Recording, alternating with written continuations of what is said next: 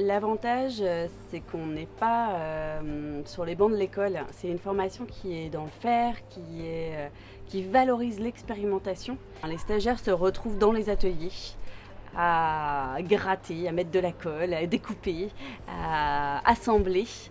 Et on a le droit de se tromper, en fait. C'est justement les bases de cette formation, c'est qu'il n'y a pas de mauvaise façon de faire, il n'y a que des apprentissages. C'est une formation qui permet de faire le pont vers une transition. C'est-à-dire qu'à un moment donné, chacun dans son parcours va peut-être se poser la question de son orientation.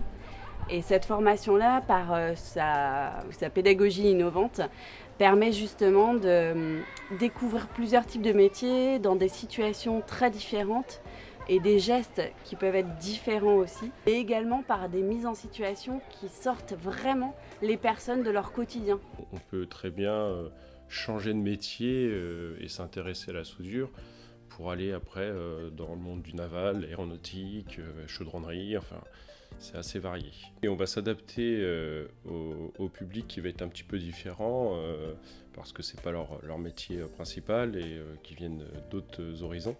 Et du coup, on va essayer d'adapter les choses pour qu'ils apprennent plus facilement et qu'ils soient intéressés par ces métiers justement, et en y allant doucement pour qu'ils puissent à la suite se dire qu'en fin de compte la soudure c'est très intéressant et qu'on peut faire plein de choses derrière.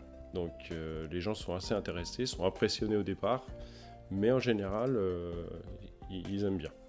Okay.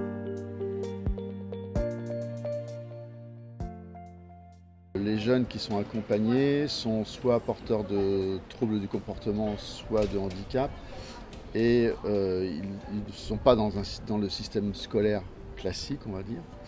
Par contre, notre mission, c'est de les aider au maximum à pouvoir éventuellement réintégrer le système scolaire et sinon à leur donner des outils et notamment des compétences, donc des compétences professionnelles qu'ils pourront derrière utiliser soit dans des entreprises, soit dans un ESAT, ce qui est une autre partie de notre activité.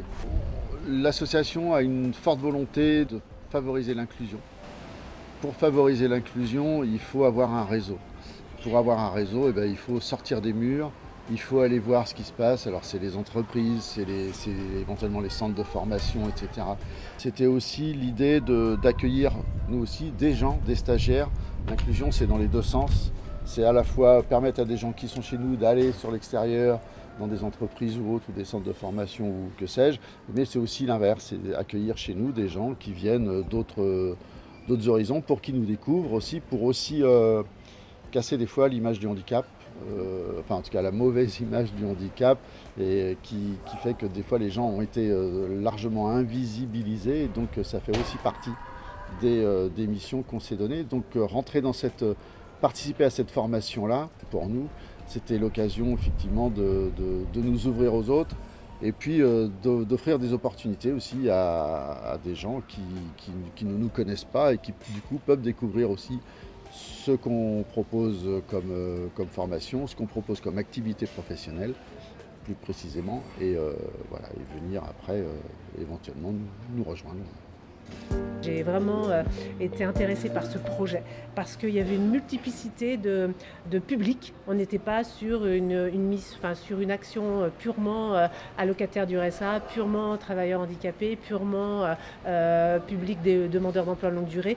Ça mixait tous ces publics-là, et c'est ça que j'ai trouvé ça intéressant. Et il y avait une approche aussi complètement différente parce qu'il y avait une multiplicité de partenaires qui intervenaient. Ce foisonnement de partenaires, je trouvais que ça a donné des ouvertures professionnelles aux personnes qu'on accompagnait.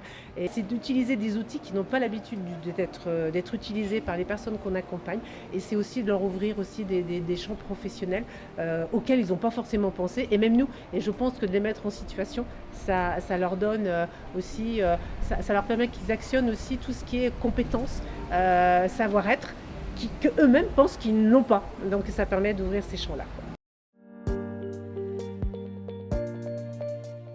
Alors les métiers du numérique aujourd'hui attirent beaucoup. Souvent ça attire puisque c'est aussi moderne, on parle d'intelligence artificielle. Donc il y a vraiment énormément de besoins aussi dans les entreprises. On voit qu'il y a des community managers, il y a tout ce qui est service com, ils sont beaucoup sur des supports, TikTok, tous les réseaux sociaux. Néanmoins, savoir cibler exactement le métier que l'on souhaite faire, ça a une importance. Numérique, c'est beaucoup de choses. Ça peut être justement de la 3D, de l'impression 3D. Et c'est sur ce volet-là que l'IUT de Saint-Nazaire s'intéresse, puisque nous, on a un département qui est spécialisé sur tout ce qui est 3D.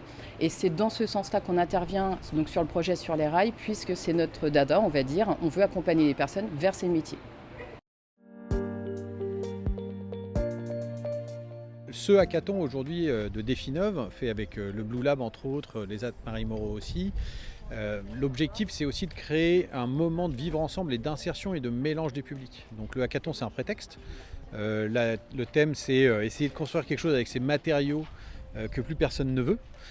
Et puis en fait on mélange les publics. Il va y avoir des gens de l'IUT, il y a des gens de Marie Moreau, il y a des gens évidemment qui sont en formation et en insertion. Et donc c'est ce mélange au service d'une économie régénératrice et créative qui fait la beauté du hackathon de Definov, dont on est ravis d'être partenaire et d'accueillir ici dans ce lieu engagé et engageant qui est un petit peu un écrin au service de ce genre de belle initiative.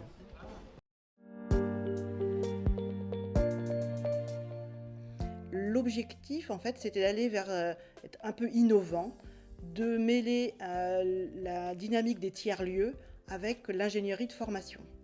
Ce qu'on a recherché, c'est des projets très ancrés sur le territoire, avec des partenariats, plutôt des consortiums, où il y avait des organismes de formation, mais d'autres partenaires spécialisés sur des publics, sur de l'innovation, de travailler sur une nouvelle pédagogie. On encourageait aussi le faire soi-même, la pratique, plutôt que la théorie, alors que d'habitude l'apprentissage est plutôt basé sur de la théorie. C'est comment on peut aller vers l'entreprise, soit vers la formation, vers l'emploi, en valorisant ses compétences, même si elles n'ont pas été validées par un diplôme.